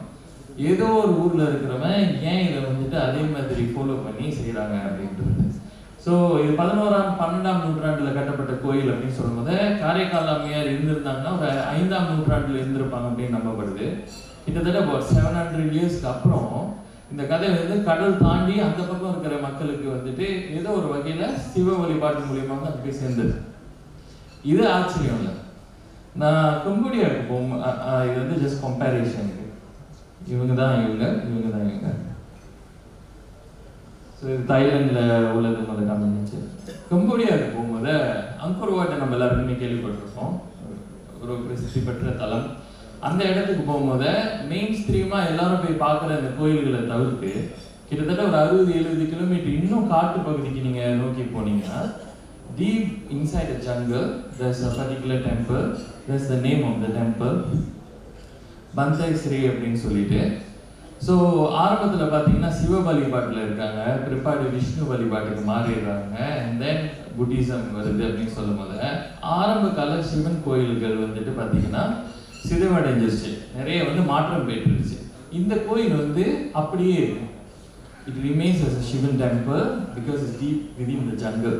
இந்த கோயிலும் வந்து பார்த்தீங்கன்னா இடிஞ்சு விழுந்துருச்சு. அதை வந்து திருப்பி மறுசீரமைப்பு அப்படி பண்ணும்போது கட்டடங்கள்லாம் எடுத்து அடுக்கிறாங்க. அதில் ஒரு முகப்பில் அதே மாதிரியான ஒரு கோலம் அவங்க வேர்ஷனில் சிவன் தாண்டவம் ஆடிக்கிட்டு இருக்காரு. அந்த தாண்டவம் ஆடுற சிவனுக்கு கீழே பூதகணங்கள் மேலதாளம் வாசிக்கிறாங்க. அதில் நிறைய இல்லை, இந்த கார்னரில் வந்து பார்த்தீங்கன்னா மேலே வச்சுட்டு ஒருத்தவங்க வாசிக்கிற மாதிரி இருக்கும். பட் எங்கேயுமே மிஸ் பண்ணாம இந்த லெஃப்ட் ஹேண்ட், அதாவது ரைட் ஹேண்ட் கார்னரில் வந்துட்டு ஒரு பெண்மணி இருக்காங்க. கிட்டத்தட்ட ஒரு டேவல் மாதிரியான டிபிக்ஷன், பல்லுலாம் போகிற பல்கள் வச்சுக்கிட்டு, முடி வந்து தலைவரி போலமா, ஆடை இல்லாமல். இது யாருன்னா அவங்களுக்கும் வந்துட்டு அதான் சொல்லப்படுது காரைக்கால் அம்மையார் அப்படின்னு. ஸோ சோழர்களும் தென்கிழக்கு ஆசியாவும் அப்படின்ற தலைப்புக்கு வந்துட்டு அவங்களுடைய தாக்கம் அந்த ஊர்களுக்கு எவ்வளோ இருக்குது அப்படின்றதுக்கு இந்த ஒரே ஒரு சாப்டர் போதும். ஸோ இது வந்துட்டு ராஜேந்திர சோழனால நடத்தப்பட்டதா? ஏன்னா இந்த கோயிலில் தான் முதல்ல பார்க்குறேன். இப்போ இந்த கோயிலில் காரைக்கால் அம்மையார் பற்றின ஒரு கதையை கேட்ட ஒரு மன்னன் இது பண்ணுறாரு, ஆச்சரியப்படுறதுக்கு இல்லை. ஆனால் இந்த ஊர்கள்லையும் வந்து ஏன் அதை பின்பற்றுறாங்க அப்படின்னு சொல்லும்போது நிறைய பேர் வந்துட்டு நமக்கும் இந்த பகுதியில் இருக்கிறவங்களுக்கும், தென்கிழக்கு ஆசிய பகுதியில் இருக்கிறவங்களுக்கும் உள்ள நட்பையும் உறவையும் வந்துட்டு சந்தேகப்படுற ஒரு கோணத்திலேயே பார்த்துட்டு இருப்பாங்க. அதாவது நம்மளாம் வந்துட்டு எதிரிகள் மாதிரியும் வந்து இங்கே போர் தொடுக்கிறதுக்காக மட்டும் வந்தவங்க, சூறையாடுறதுக்கு வந்தவங்க, இப்படிப்பட்ட ஒரு கணிப்பு வந்து இந்த பகுதிகளில் இருக்குது நிறைய இடங்கள்ல. அப்படி கிடையாது. அதுக்கு முன்னவே நம்ம வந்துட்டு இங்கே பெரிய ஒரு இன்ஃப்ளூயன்ஸ் வந்துட்டு நட்பு ரீதியாகவும் வர்த்தக ரீதியாகவும் அரசியல் ரீதியாகவும் இருந்திருக்கு அப்படின்றதுக்கு இது ஒரு எடுத்துக்காட்டு. ஸோ சம்மரி என்ன அப்படின்னா, ராஜேந்திர சோழன் மட்டுமே இது செய்ய கிடையாது. அவருக்கு முன்னாடி வந்த மன்னர்கள் எல்லாருமே ஒரு பர்டிகுலர் குவீன் ஒருத்தவங்க சொல்கிறாங்க. சோழர்கள் வம்சத்தில் வந்துட்டு செம்பியன் மாதேவி அப்படின்ற ஒரு குவீன் இருக்காங்க. அந்த குவீன் வந்துட்டு சொன்ன ஒரு கட்டளையை ஃபாலோ பண்ணுறாங்க. இந்த காரைக்கால் அப்படின்ற ஊரில் சிவனை வழிபட்டு பக்தி மார்க்கத்தில் இருந்த ஒரு பெண்மணியை வந்துட்டு அங்கீகரிக்காத எந்த ஒரு என்னுடைய பரம்பரையில் வந்த சோழ மன்னர்களும் வந்துட்டு சிவனுக்கு தொண்டாற்றுறதுக்கு சமம் கிடையாது, நீங்கள் அதுக்குன்னு ஒரு இடம் கொடுக்கணும் அப்படின்னு சொல்லி அவங்க எழுதின ஒரு சீரமைப்பு விஷயத்தை வந்து சோழ மன்னர்கள் எல்லாரும் பின்பற்றுறாங்க. நீங்கள் பொன்னியின் செல்வனில் பார்த்தீங்கன்னா அந்த கேரக்டருக்கு ஒரு சின்ன உருவம் கொடுத்துருப்பாங்க. அதாவது செம்பியன் மாதேவி அப்படின்ற ஒரு பாட்டி இருந்தாங்க. ஸோ இந்த பாட்டி வந்து எனக்கு வந்து அந்த பாகுபலி படத்தில் வந்து ரம்யா கிருஷ்ணன் என்ன கேரக்டரில் வருவாங்கன்னு நம்மளுக்குலாம் தெரியும். அந்த மாதிரியான ஒரு குவீனாக நான் பார்க்குறேன். அப்போ அவங்க சொன்னாங்கன்னு சொல்லி எல்லா மன்னர்களும் அதுக்கப்புறம் தங்களுடைய சிவன் ஆலயங்களில் வந்துட்டு காரைக்கால் அம்மையாருக்கு வந்து சிலை வடிவங்கள் வந்துட்டு செலுத்துறாங்க. இதை பார்த்த ஒரு கம்போடிய மன்னன் என்ன பண்ணுறாருன்னா, நானும் நீயும் வந்து நட்பு நாடு, எனக்கு ஏதாச்சும் ஒன்றுன்னா நீங்கள் வருவீங்க, எனக்கு உங்களுக்கு ஏதாச்சும்னா நான் இருக்கேன் அப்படின்ற மாதிரி நீங்கள் வழிபடுற அந்த விஷயத்தை தான் நானும் வழிபடுறேன், சிவனை தான் நானும் வழிபடுறேன். அதனால் எப்படி நீங்கள் சீரமைச்சு இந்த கோயில்களை கட்டுறீங்களோ, உங்கள் பாட்டி எப்படி சொன்னாங்களோ அதே மாதிரி நாங்களும் ஃபாலோ பண்ணுறோம் அப்படின்னு சொல்லி ராஜேந்திர சோழன் எச்சரி பிறக்கிறதுக்கு 100 வருஷத்துக்கு முன்னாடி இந்த கோயில் வந்து கம்போடியாவுக்குள்ள கட்டப்பட்டுருச்சு. காரைக்கால் அம்மையாருடைய ஒரு சிலை தாங்கி அப்படின்றது வந்து நம்ம சொல்லிக்கலாம். இது ஒரு சின்ன சாப்டர். இது பெருசாக பேசுவேன், நான் ரொம்ப சுருக்கி எனக்கு கொடுக்கப்பட்ட அவகாசத்துக்குள்ளே சொல்ல பார்க்குறேன். ஸோ அது ஒரு இன்ட்ரோடக்ஷன் நினச்சிக்கோங்க. இப்போ வந்து மெயின் டாபிக்குள்ளே வருவோம். ராஜேந்திர சோழன் வந்துட்டு இந்த ஊர்களுக்கு படையெடுத்து வந்தார் அப்படின்ற கதை எல்லாருக்கும் தெரியும் நம்புறேன். ஆமாம், கேள்விப்பட்டிருக்கீங்க தானே? சும்மா கை தூக்குங்க. ஓகே, இதை வந்துட்டு ஒரு மாறுதற்ற விஷயமா நம்ம பார்த்தோம்னா இன்னும் சில பேருக்கு வந்துட்டு அது வலிக்கும். ஏன்னா நம்ம நாட்டுக்கு படையெடுத்து நம்மளை அழிக்க வந்தாங்க அப்படின்னும் பார்ப்பாங்கன்னு சொல்லும் போது இது ஒரு ஹிஸ்டரிக்கல் பெர்ஸ்பெக்டிவாக மட்டுமே நான் இங்கே வந்து ப்ரெசென்ட் பண்ண விருப்பப்படுறேன். நான் வந்த ஊர் இது மலேசியா. ஸோ மலேசியாவில் வந்துட்டு 14 மாநிலங்கள் இருக்குது. அதில் இந்த ரெட் கலரில் மார்க் பண்ணியிருக்கிற ஊர் வந்துட்டு ஒரு மாநிலம். Okay, Negeri on its own and it's called கெடா. இந்த கெடாவுக்கு ஒரு பழைய பேர் இருந்துச்சு, அதுதான் வந்துட்டு கடாரம் அப்படின்னு சொல்லி நீங்கள் எல்லாரும் கேள்விப்பட்டிருப்பீங்க. மலேசியாவுக்கு வந்தீங்கன்னா கோலாலம்பூரில் இறங்குனீங்கன்னா இங்கேருந்து முதல்ல ஐயா சொன்ன மாதிரி இந்த ஊர்களுக்கெல்லாம் போகிறதுக்கு வந்து ரொம்ப தூரமாக இருக்கும். ஆனால் வாய்ப்பு இருந்தால் தயவு செய்து போயிட்டு வாங்க. நம்ம சார்லாம் வந்து ஒரு தடவை போயிட்டு வந்தாங்க அந்த இடத்துக்கு. ஏன்னா இன்னும் அந்த ரூவன்ஸ் வந்து அங்கேயே இருக்குது. ஓகே, ஸோ இந்த கடாரம் அப்படின்றது ஒரு பழைய காலத்தில் இருந்த ஒரு துறைமுக பட்டினம். எப்படி காரைக்கால் இருந்துச்சோ, நாகப்பட்டினம் இருந்துச்சோ, அதே மாதிரி இந்த பகுதிகளுக்கு இது ஒரு மிகப்பெரிய ஒரு பட்டினமாக இருந்துச்சு. ஸோ இந்த கடாரம் பகுதிக்கு போனீங்கன்னா இந்த ரெட் கலரில் மார்க் பண்ணியிருக்கிற எல்லாமே வந்துட்டு பார்த்தீங்கன்னா இன்னும் ஆக்டிவ் ஆர்கியாலஜிக்கல் ஜோன். ஸோ இந்த மாதம் கூட வந்து ஒரு பெரிய ஒரு கண்டுபிடிப்பை கண்டுபிடிச்சாங்க. அது ஃபோட்டோஸ் மட்டும் நான் காட்டுறேன். இது வந்துட்டு கிட்டத்தட்ட கீழடி அப்படின்னு நம்ம சொல்லக்கூடிய தமிழ்நாட்டில் இருக்கக்கூடிய அகழ்வாராய்ச்சி மையம் எவ்வளவு பழமையோ அந்த அளவுக்கு பழமையான ஒரு நகரத்தினுடைய ஒரு சின்ன அமைப்பு வந்து கண்டெடுத்தாங்க. இது வந்து பார்த்தீங்கன்னா இப்போ சோழர்கள் காலத்துக்கும் முற்பட்டது அப்படின்னு சொல்லப்படக்கூடிய கடாரம் அப்படின்ற பகுதியில் இருக்கிற கண்டுபிடிப்புகள் பல்லவர்கள் காலத்துலேயும் இருந்திருக்கு. இதெல்லாம் வந்து பார்த்தீங்கன்னா இந்த ஆர்கியாலஜிக்கல் சைட்டோடைய சில வீடியோஸ் மட்டும் காமிக்கிறேன். இது அந்த காலத்தில் எதுக்கு வந்து மிகப்பெரிய பட்டினமாக இருந்திருக்குன்னு பார்த்தீங்கன்னா, இரும்பு அப்படின்ற ஒரு விஷயத்தை தேடி தமிழர்கள் வராங்க. அதை ஹார்வெஸ்ட் பண்ணி அதை உருக்கி இரும்புலேருந்து என்னென்ன பொருட்கள்லாம் நம்ம செய்யணுமோ அதை செய்து எடுத்துகிட்டு போயிருக்கோம் அப்படின்றதுக்கு பெரிய அடையாளமாக இருக்குது.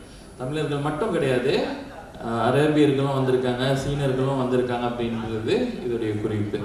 ஸோ இந்த பகுதிக்கு நீங்கள் போகிறதுக்கு வாய்ப்பு இருந்தாலும் சரி, அதே சமயத்தில் நம்மளுடைய இலக்கிய நூல்கள்லையும் வந்துட்டு இந்த கடாரம் பற்றி எழுதப்பட்டிருக்கு. நம்ம இங்கே வந்துட்டு இரும்பில் வந்து தேர் வாங்கிட்டு போயிருக்கோம் அப்படின்னு பட்டினப்பாளையில் எழுதப்பட்டிருக்கு அப்படின்றதுலாம் தொகுத்து வந்து கடாரம் பற்றி நிறைய பேசியிருக்காங்க. இந்த இடத்துல வந்து ஒரு மியூசியம் இருக்குது. மியூசியத்துக்கு போனீங்கன்னா நம்மளுடைய முன்னோர்கள் வழிபட்டதாக இருக்கலாம், இல்லை இந்த பகுதியில் இருந்தவங்க வந்துட்டு கடைபிடித்த நம்மளுடைய இண்டியனைசேஷன் அப்படின்னு சொல்லக்கூடிய வழி வந்த சில பண்பாட்டு விஷயங்கள்லாம் நம்ம பார்க்கலாம். இது வந்து அந்த இரும்பு அப்படின்னு சொன்னேன் இல்லையா, அந்த இரும்பு உருக்கிறதுக்கான விஷயங்கள் வந்துட்டு இங்கே செய்திருக்காங்க அப்படின்றதுக்கான அடையாளம். இது வந்து அண்மையில் கண்டு எடுத்தாங்க. இந்த மாதம் தான் வந்து இதை வெளியிட்டாங்க. ஒரு காட்டுப்பகுதியில் ஒரு மலை மேலே பார்த்தீங்கன்னா ஒரு கோயில், சண்டி அப்படின்னு சொல்லுவோம். இந்த கோயில் வந்துட்டு சிதைவடைஞ்சு மண் மூடிடுச்சு. அது அகழ்வாராய்ச்சி பண்ணும்போது அதோடைய 4 பக்கங்கள்லேயும் வந்துட்டு ஏதோ ஒரு சிலை இருந்திருக்கு. அது சிதைந்த நிலையில் இருக்குது. இந்த 4வது முகப்பில் இருக்கிறது மட்டும் வந்து உடையாமல் அதுக்குள்ளேயே இருந்தது வந்துட்டு ஒரு புத்தர் வழிபாட்டுக்கான அடையாளமாக வந்துட்டு இன்னைக்கு கண்டெடுத்திருக்காங்க. ஸோ இதுதான் அந்த புத்தர் சிலை. கிட்டத்தட்ட லைஃப் சைஸ் இருக்கும், ஒரு மனிதனுடைய உயரத்துக்கு உள்ள சிலை. அப்போ அந்த காலத்தில் வந்து இந்த பகுதியில் இருந்தவங்க புத்தர் வழிபாட்டில் இருந்திருக்காங்க அப்படின்றத நம்ம சொல்கிறதுக்கான ஒரு அடையாளம். இது என்னுடைய ஊர் சம்மந்தப்பட்ட ஒரு பாரம்பரிய விஷயம், கடாரம் அப்படின்னு. எப்படி காரைக்காலுடைய கதை வந்து இந்த பக்கம் வரைக்கும் போணுச்சோ, இந்த கடாரம் பற்றின விஷயம் வந்து ரிவர்ஸில் இருக்கும். ஸோ இது வந்து எங்கள் ஊரில் மட்டுமே நான் நம்புகிறேன் மலரக்கூடிய ஒரு மலர். இந்த சவுத் ஈஸ்ட் ஏஷியா பகுதிகளில் கண்டிப்பாக இப்போ சுமாத்திராவில் இருக்கும்னு நம்புகிறேன். இருக்கா? இருக்கு. இது வந்து ரெஃபரன்சியா அப்படின்னு சொல்லுவோம். வெள்ளைக்காரனுடைய ஒரு பேர் வச்சுட்டாங்க அதுக்கு. ஆனால் நீங்கள் ஸ்ரீலங்காவுக்கு போனீங்கன்னா இந்த மலருடைய வேற ஒரு வேர்ஷன் அங்கே இருக்கும். இந்த மலர் வந்து பார்த்தீங்கன்னா பார்க்குறதுக்கு ஃபோட்டோவில் அழகாக இருக்கும். கிட்ட போனீங்கன்னா பொன்னநாத்தம் நாரும். அந்த மலரை வந்துட்டு ஒவ்வொரு கல்ச்சரில் உள்ளவங்களும் ஒரு பேர் சொல்லி கூப்பிடுவாங்க. நம்ம ஆளுங்க இதுக்கு வந்து என்ன பேர் வச்சுருக்காங்கன்னா கிடார மலர் அப்படின்னு சொல்லி பேர் வச்சுருக்காங்க. இது தமிழ்நாட்டில் கண்டிப்பாக இருக்காது, மேபி காட்டு பகுதிகளில் இப்போ இருக்கலாம்னு நம்புகிறேன். ஆனால் இது வந்து மலரே இல்லை, இது ஒரு மாதிரியான ஒரு மஷ்ரூம் ஆக்சுவலி. ஸோ இந்த மலருக்கு ஏன் கிடார மலர் இந்த பகுதியிலேருந்து அது அடையாளப்படுத்தப்படுது அப்படின்றது எனக்கு ஒரு ஆச்சரியமாக இருந்துச்சு. அடுத்தது கங்கை கொண்ட சோழபுரம் தான் சொன்னேன் இல்லையா, அந்த கதை ஒன்று போயிட்டு சிலையை பற்றி காரைக்கால் அம்மையார் பற்றிலாம் பேசிட்டு வந்தேனே, அதை போயிட்டு ரிசர்ச் பண்ணும்போது அங்கேருந்து ஒரு பக்கத்தில் இருந்து ஒரு சின்ன கிராமத்தில் வாழை இலை சாப்பாடு எங்களுக்கு பரிமாறி சாப்பிட்டு வச்சாங்க. சாப்பிடும் போது அந்த ஊரில் இருந்தவங்க எங்கிட்ட பேசுகிறத கான்வர்சேஷனை நான் மறக்கவே மாட்டேன். ஒரு வயசான பாட்டி வந்து எங்கிட்ட கேட்குறாங்க, நீங்கள் எந்த ஊர் அப்படின்னு. மலேசியாவிலேருந்து வந்திருக்கோம் அப்படின்னு. ஆமாவா, அப்போ இந்த ஊறுகாவை நீங்கள் ட்ரை பண்ணி ஆகணும்னு சொல்லி ஒரு ஊறுகாய் எடுத்து எங்களோட அந்த இதில் வந்து கிள்ளி வச்சாங்க. இவங்க என்னடா மலேசியாவிலேருந்து வந்திருக்கோன்னு சொன்னதுக்கு அப்புறம் ஊறுகாய் வைக்கிறாங்க, சாப்பிட்டு மயக்கப்பட்டோன்னா நம்மள எல்லாம் கொள்ளை அடிச்சிருவாங்களோ அப்படிலாம் சொல்லி நாங்கள் ஒரு பக்கம் பயந்துட்டு இருக்கேன். சாப்பிடுங்கன்னு பக்கத்துலேயே நிற்கிறாங்க. சரி, எடுத்து சாப்பிட்டா வேற மாதிரியான ஒரு தூர்ப்பு சுவை. அது நல்லா இருக்கான்னு கேட்டாங்க. நல்லா இருக்கு அப்படின்னு சொல்கிறோம். இது உங்கள் ஊர்லேருந்து வந்த காய் இது அப்படின்னாங்க. என்ன காய் அப்படின்னு கேட்கும்போது அந்த காய்க்கு வந்து ஒரு பேர் இருந்துச்சு, கடாரங்காய் அப்படின்றது அதோடைய பேர். ஸோ கடாரங்காய்னா என்னதுன்னு, சாதாரண ஒரு லெமன் தான், அது ஒரு வேர்ஷன் ஆஃப் லெமன் வச்சுக்கோமே.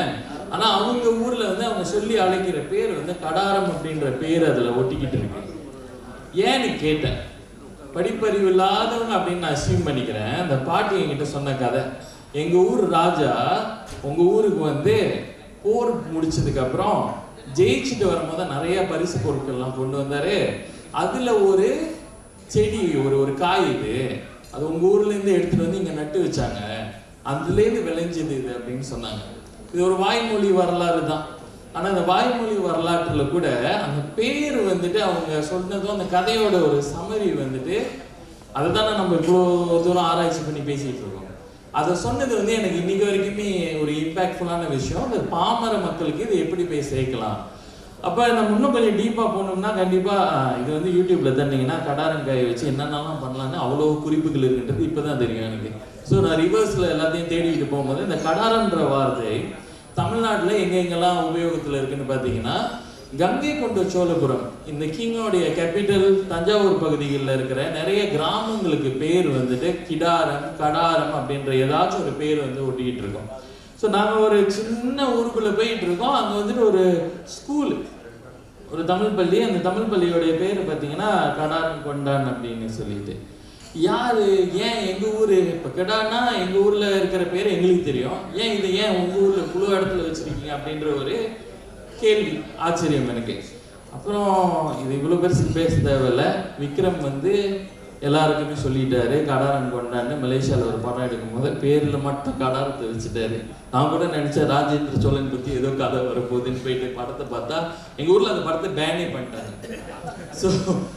ஸோ இந்த கடாரம் கொண்டான் அப்படின்றது இந்த ராஜேந்திர சோழன் தான் சொல்றாங்க அப்படின்றது நம்மளுக்கு தெரியும். தெரியாதவங்களுக்கு ஏதோ ஒரு காலகட்டத்தில் ஒரு போர் நடந்திருக்கு. அந்த போருடைய விளைவில் வந்து தன்னை கடாரம் கொண்டான் அப்படின்ற ஒரு ரேங்க்குக்கு கொண்டு வர்றாரு. தனக்குன்னு ஒரு பேர் சூட்டிக்கிறாரு. நான் அதை வந்து கைப்பற்றிட்டேன்.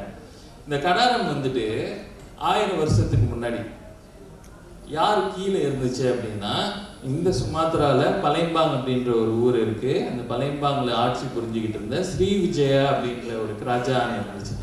அந்த மன்னர்கள் கைவசம் இருந்தது எங்கள் ஊரில் இருக்கிற அந்த மாநிலத்தில் இருந்த அந்த துறைமுகப்பட்டணம். அப்போ யாருக்கிட்டேருந்து கைப்பற்றியிருக்காரு அப்படின்னா, இங்கே உள்ளவங்க ஆட்சி புரிஞ்சிட்டு இருந்த ஒரு பகுதியை வந்து அட்டாக் பண்ணி நம்ம எடுத்திருக்கோம். ஸோ இந்த போருக்கு அப்புறம் இந்த கொடியெலாம் நம்மளுக்கு தெரியும்னு நினைக்கிறேன். நான் அசீவ் பண்ணி வேகமாக போகிறேன். சோழர்களுடைய சின்னம் பாயும் புலி. ராஜேந்திர சோழன் வந்துட்டு கிட்டத்தட்ட 30 வருடங்கள் ஆட்சி புரிஞ்சிருக்காரு அப்படின்றதுலாம் தெரியும். ஓகே, இந்த மேப் மட்டும் கொஞ்சம் பார்த்துக்குவோம். கங்கை கொண்ட சோழபுரம் பகுதியிலேருந்து இவங்க படையெடுத்து கடல் வழி, ஐயா முதல்ல சொன்னார், படகுகள் மூலியமாகவும் அந்த நாவாய்கள் அப்படின்னு சொல்கிற கப்பல்கள், பெரிய கப்பல்கள்லாம் இருந்துச்சுன்றதுலாம் குறிப்புகளில் இருக்குது. இந்த மாதிரி எடுத்துகிட்டு வந்து இந்த பகுதிகள் எல்லாமே வந்து போர் புரிகிறாங்க. அந்த போருடைய இறுதி கட்டத்தில் இவ்வளோ பெரிய ரீஜனை வந்துட்டு தங்களுடைய மலாயில் வந்து நவுங்கான் அப்படின்னு சொல்லுவோம். ஸோ அண்டர் எஸ் அப்படின்ற மாதிரி ஒரு இன்ஃப்ளூயன்ஷியல் வட்டத்துக்குள்ளே கொண்டு வந்துட்டாங்க. டேக் நோட், நம்ம வந்து ஆட்சி புரிய கிடையாது. நம்மளோட ரிப்ரசன்டேட்டிவ் ஒருத்தவங்களை அங்கே அமர்த்திட்டு அந்த ஊர் மன்னர்களே திரும்ப ஆட்சி புரியிற மாதிரியும், ஆனால் நம்மளுடைய சொல் பேச்சு கேட்டு ஆட்சி புரியிற மாதிரி வச்சுட்டு போறாரு. இப்போ இதையே வந்து சில பேர் டவுட் பண்ணுவாங்க, இந்த மாதிரி நடக்க கிடையாது, இது நீங்களா வந்துட்டு பெருசுப்படுத்துறீங்க, நாங்கள் உங்களை அடிச்சு விரட்டிட்டோம், ஆக்சுவலி நீங்கள் வரவே கிடையாது, இப்படி நிறைய கன்ஃபியூஷன்ஸ் இருக்கு இல்லையா. இதுக்கு வந்து பதில் தேடிக்கிட்டு இருந்தேன். ஏன்னா எனக்கே அந்த டவுட் இருந்துச்சு, உண்மையிலேயே நம்ம வந்து ஆட்சி புரிஞ்சுமா இல்லையா, கைப்பற்றணுமா இல்லையா அப்படின்னு சொல்லும் போது, தஞ்சாவூர்ல இருக்கக்கூடிய பெரிய கோயில்ல ஒரு கல்வெட்டு வந்துட்டு ஒரு பெரிய கவிதை மாதிரி இருக்கும். இது ஃபேமஸ் ஆனது, எல்லாருக்கும் தெரியும். இதுதான் ஆக்சுவலி வந்து எக்ஸாம்பிளா நம்ம எடுத்துக்குவோம். இந்த போர் நடந்துச்சு, இந்த போருடைய முடிவில் நம்ம இந்த பகுதிகள்லாம் அட்டாக் பண்ணியிருக்கோம் அப்படின்றதுக்கு. ஸோ இதை படிச்சீங்கன்னா இந்த வரி எல்லாருக்குமே தெரியும், அலைக்கடல் நடுவும் பல காலம் செலுத்தி அப்படின்னு சொல்லி தான் எப்போதும் ஓப்பனிங் ஸ்டேட்மெண்ட் இருக்கும். இந்த 2வது வரியை வந்துட்டு எப்போதுமே பேச மறந்துடுவோம்னு நினைக்கிறேன். இதுல சங்ராமா அப்படின்ற ஒரு பேர் இருக்கும், கடாரத்து அரசனை அப்படின்ற ஒரு பேர் இருக்கு. இப்போ இதுக்கு என்ன விளக்கம் அப்படின்னு சொல்லி நான் ஆங்கிலத்தில் போடுறேன், சில பேர் தமிழ் தெரியாதவங்க இருப்பீங்க, அவங்களும் படிக்கட்டும் அப்படின்னு. ராஜேந்திர சோழனுடைய படை வந்துட்டு கடல் வழி வருது, அதாவது அவ்வளோ பெரிய ஒரு சேனையை அனுப்பி விடுறாரு. அதனுடைய இறுதியில் இந்த பகுதிகளில் எந்தெந்த ஊர்களை நாங்கள் அட்டாக் பண்ணோம், எந்தெந்த ஊர்களை வந்து கைவசப்படுத்தணும் அப்படின்றத மென்ஷன் பண்ணியிருக்காங்க. அதில் கடைசியாக உச்சகட்டமாக ஒன்று நடக்குது. அந்த காலத்தில் வாழ்ந்த, அதாவது இந்த பகுதிகளை ஆட்சி புரிஞ்சிட்டு இருந்த ஒரு அரசன், அவன் கடாரத்தில் இருந்தான். அந்த கடாரத்து அரசனுடைய பேர் சொல்லி அவனை நாங்கள் வந்துட்டு கைப்பற்றணும், கைது செய்தோம் அப்படின்னு ஒரு மென்ஷனிங் பண்ணுறாங்க. இப்போ இதை வந்து இன்னைக்கு மொழிபெயர்த்து அந்த சொல்லப்பட்ட அந்த பழந்தமிழில் சொல்லப்பட்ட அந்த ஊருடைய பேர்கள் இன்னைக்கு எது கூட கோரஸ்பாண்ட் பண்ணுது அப்படின்றதெல்லாம் நீங்கள் பார்த்தீங்கன்னா, சவுத் ஈஸ்ட் ஏஷியாவில் இருக்கிற இந்த நிக்கோபார் ஐலண்ட்ஸ்லேருந்து all the way to Vietnam வரைக்குமே வந்து அட்டாக் பண்ணியிருக்காங்க. ஸோ இது வந்து ஒரு கண்மூடித்தனமான அட்டாக்கா அப்படின்னு பார்த்தீங்கன்னா கிடையாது. ரொம்ப பிளான் கோஆர்டினேட்டடான attack, targeting only the port cities அப்படின்னு நான் நம்புகிறேன். கடல் துறைமுகங்களை மட்டுமே அட்டாக் பண்ணுறாங்க. காரணம் என்னன்னா, அது ஒரு பெரிய வர்த்தக அரசியல் இருந்துச்சு அந்த காலகட்டத்தில். இந்த பகுதி கடற்கரைகளை வந்து ஆட்சி புரிஞ்சிட்டு இருக்க மன்னர்கள் வந்துட்டு அந்த வர்த்தகத்தை கைப்பற்ற நினைக்கும் போது, தமிழ் வர்த்தகர்களுக்கு வந்து ஒரு பாதிப்பு தர ஒரு சூழ்நிலை வரும்போது, இந்த மன்னர் வந்துட்டு ஒரு குறுக்கிட்டு அந்த விஷயத்தை வந்து சுமூகப்படுத்துறதுக்காக, இந்த கண்ட்ரோல் ஆஃப் த சீ அப்படின்னு சொல்லுவாங்க, அதுக்காக செய்யப்பட்டது அப்படின்னு நம்புகிறோம். அப்போ இதில் கடாரம் அப்படின்ற ஒரு ஊரை வந்துட்டு மென்ஷன் பண்ணியிருக்காங்க. எங்கள் ஊரும் வந்து இதில் அட்டாக்ல வந்துட்டு உட்பட்டது அப்படின்றது. ஓகே, ஸோ ஒரு 13 ஊர்கள் வந்து அந்த அட்டாக்ல நடந்திருக்கு. இது எந்த வருஷம் அப்படின்னா 1025, கிட்டத்தட்ட ஒரு வருஷ டைம் பீரியட்குள்ளே இது நடந்திருக்கும் நான் அசீவ் பண்ணுறேன். அந்த மன்னனுடைய பேர் வந்துட்டு இதில் குறிக்கப்பட்டிருக்கு, சங்கராமா விஜயதுங்கவர்மன். இவர் வந்து சைலேந்திர பரம்பரையில் வந்த ஒரு ஸ்ரீ விஜய மன்னன். அப்படின்னா இந்த பகுதிகளில் ஒரு பரம்பரை எப்படி சோழர்கள் இருக்காங்களோ அவங்க மாதிரி இங்க இருக்கிற மன்னர்கள் இருந்த ஒரு மன்னனை இவரு கைது பண்றாரு. இந்த கவிதை வரி வந்துட்டு ரொம்ப யூனிக்கா, சும்மா கைது பண்ணல, அவன் போர் புரியும் போத ஒரு யானை மேல உட்காந்துருந்தான். அதாவது பட்டத்து யானை அப்படின்னு சொல்லுவாங்க. அந்த யானை மேலதான் அவன் உட்காந்து சண்டை போடும் போத இவருடைய தளபதி வந்து அந்த யானையோட அவனை வந்து சீஸ் பண்றாங்க. மீனிங் கீழே இறங்கிலாம் கைது பண்ணல, நான் உன்னை யானையோடையே கூட்டிட்டு போவான் அப்படின்னு சொல்லி அந்த மன்னனையும் அந்த யானையும் சேர்த்து பிணை பிடிச்சாங்க அப்படின்னு அந்த கவிதை சொல்லுது. ஓகே, இதோட சேர்த்து இன்னொரு விஷயம் என்ன சொல்லுது அப்படின்னா, வெற்றி பெற்றுட்டோன்னு திரும்ப தன்னுடைய ஊருக்கு போகும்போது, ராஜேந்திர சோழன் வந்து டைரக்டா இங்க வர கிடையாது, போர் சேனைகளை மட்டும் தான் அனுப்புறாரு. ஸோ இவங்க எல்லாரும் என்ன பண்ணுவாங்கன்னா, நாங்கள் ஜெயிச்சிட்டோம் அப்படின்றதுக்கு திரும்ப ஏதாச்சும் ஒரு சான்று எடுத்துட்டு போகணும். அப்போ இங்கே இருக்கிற செல்வங்கள் எல்லாத்தையும் சூறையாடுறாங்க அப்படின்னு வச்சுக்கோமே, இதை அள்ளிட்டு கொண்டு போகும்போது இந்த பழத்தையும் கொண்டு போயிட்டாங்க. இதே இந்த பாட்டி நட்டு வச்ச அந்த கடாரங்காயின்னு வச்சுக்குவோம். ஆனால் அதை கொண்டு போய் ராஜேந்திர சோழனுக்கு கொடுத்தா அவர் என்ன நினைப்பாரு, ஏண்டாடி இவ்வளோ தூரம் போய் எனக்கு ஒரே ஒரு எலுமிச்சம்பழம் எடுத்துட்டு வரீங்கன்னு நினைப்பாரா இல்லையா? அப்போ மன்னரை இம்ப்ரெஸ் பண்ணுற அளவுக்கு ஏதாச்சும் ஒரு பரிசு பொருள் ஒன்று கொண்டு போனோம். ஒரு மிகப்பெரிய பரிசு பொருள் இந்த கடாரத்தில் இருந்த அந்த மன்னர் கீழே இருந்தது ஒன்று கழட்டி தூக்கிட்டு போயிட்டாங்க. இதுவும் அந்த கவிதையில சொல்லப்பட்டிருக்கு. இதுக்கான 2 சான்றுகள் வந்து அப்புறமா சஸ்பென்ஸோட அப்புறமா காட்டுறேன். இந்த மன்னர் வந்து இவ்வளோ பெரிய இடங்களை வந்து தன் வசம் கொண்டு வந்துட்டாரு. கொண்டு வந்த பிறகு தன்னுடைய ஆட்சி காலத்துடைய கிட்டத்தட்ட இறுதி காலகட்டத்தில் ஒரு செட்பேடு, காப்பர் பிளேட்ஸ் அப்படின்னு சொல்லுவாங்க, where the record of the king every year வந்துட்டு பேஸ் பண்ணி ஒரு ரெக்கார்ட் புக் மாதிரி எழுதுவாங்க.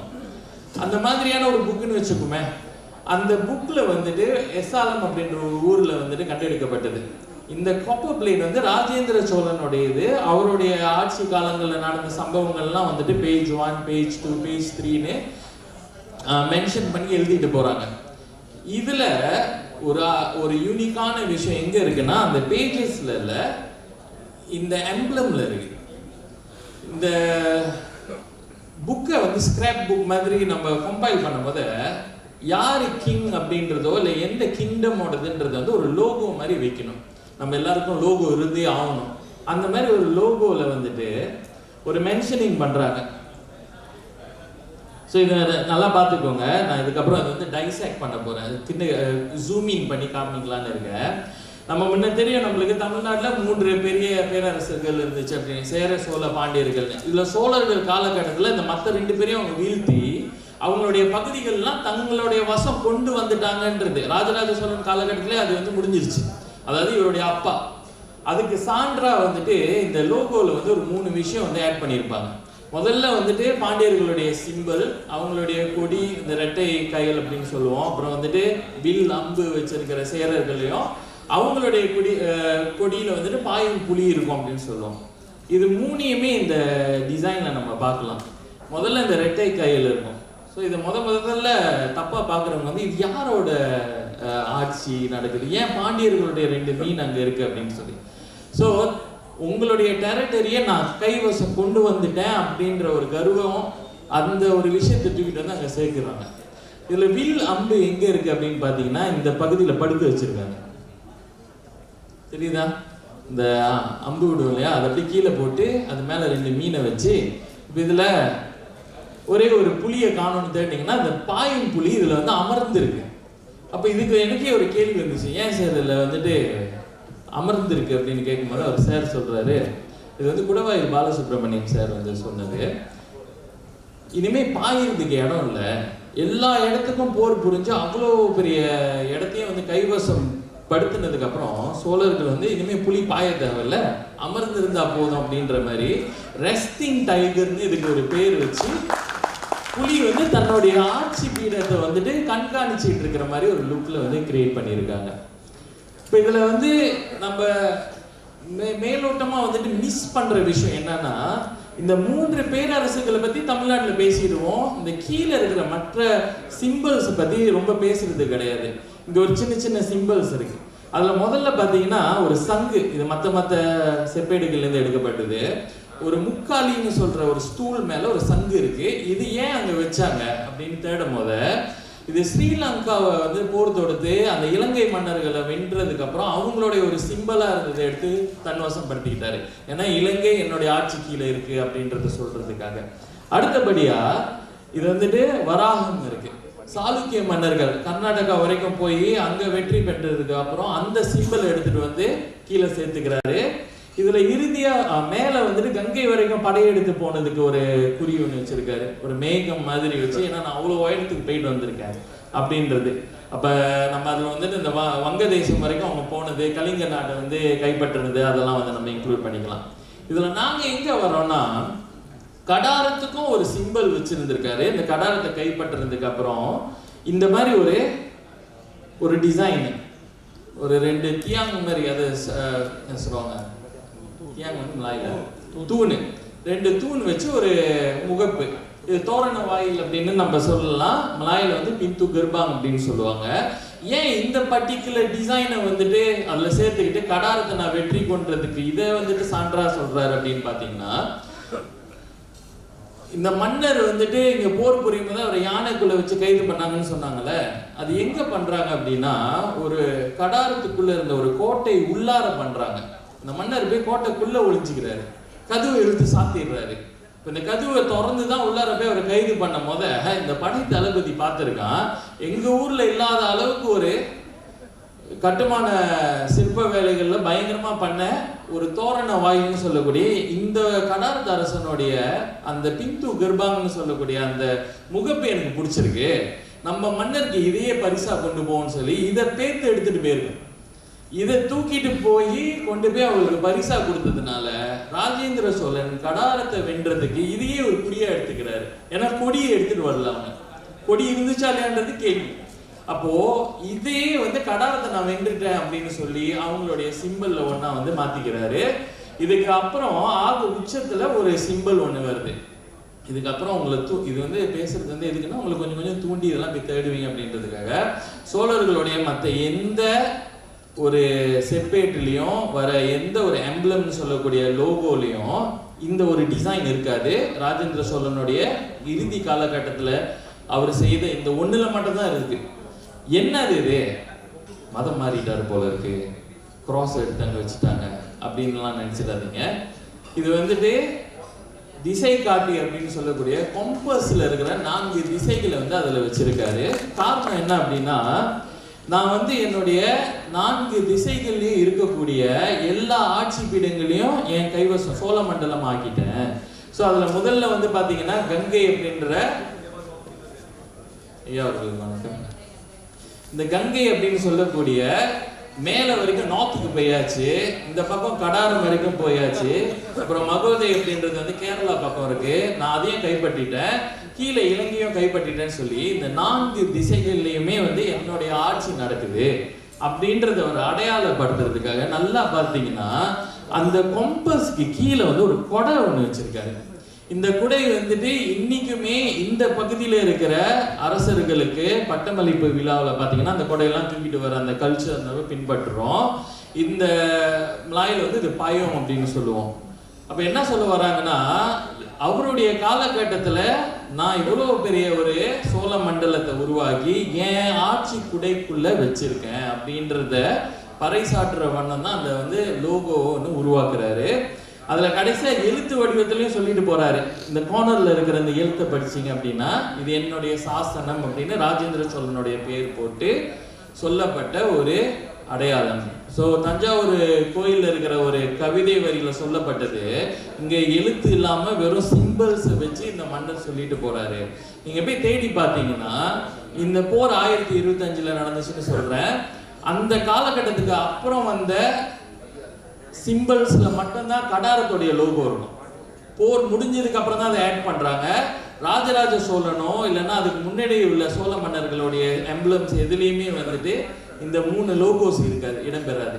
கொஞ்சம் கொஞ்சமா கிராஜுவலி அவங்க எந்தெந்த இடங்கள்லாம் வந்து கைப்பற்றுறாங்களோ அதுக்கப்புறம் தான் வந்து அதை ஆட் பண்ணிட்டு வராங்க. ஸோ இது வந்து என்னுடைய இந்த சோழர்களும் தென்கிழக்கு ஆசியாவும் அவங்களுடைய தாக்கத்தை பற்றின ஒரு சின்ன ஒரு உதாரணத்துக்காக காட்டப்பட்ட ஸ்லைட்ஸு. எனக்கு இந்த வாய்ப்பு அளித்ததுக்கு மிக்க மிக்க நன்றி ஐயா அவர்களுக்கு நான் சொல்லிக்கிறேன். அதோட வாய்ப்பு இருந்தால் கடா மாநிலத்துக்கு வாங்க. இந்த கடாரம் அப்படின்ற பகுதி வந்துட்டு நம்ம ஊர்கள் நிறைய சுற்றி பார்க்காம இருக்கிறதுனால அதில் நிறைய விஷயங்கள் வந்துட்டு அப்படியே போடப்பட்டிருக்கு. நம்ம அடிக்கடி வந்தோம் அப்படின்னா அதையும் வந்துட்டு சீரமைப்பு பண்ணுவாங்க, உலகத்துக்கு காட்டுவாங்க அப்படின்றது வந்துட்டு இங்கே ஒரு வேண்டுகோளாக வைத்துட்டு என்னுடைய உரையை முடித்துக் கொள்கிறேன். மிக்க நன்றி.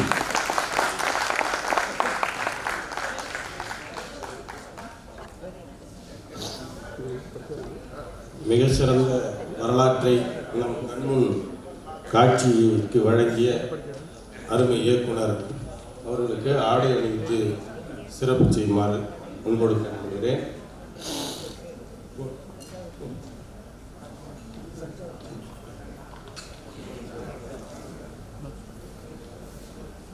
ராமசுகந்தன் அவர்களையும் மருத்துவர் செந்தில் அவர்களையும் மேடைக்கு அழைக்கிறோம்.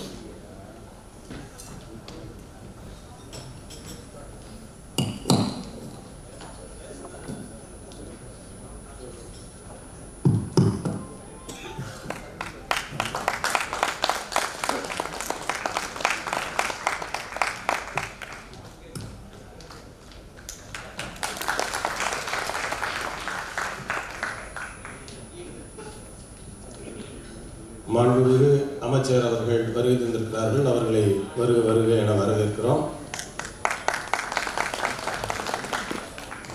அடுத்ததாக இந்த மண்ணின் மைந்தர்களின் இந்தோனேசியாவின் மேடான் பகுதி மக்களுடைய கலை பண்பாட்டு நிகழ்வுகள் நடைபெற இருக்கிறது.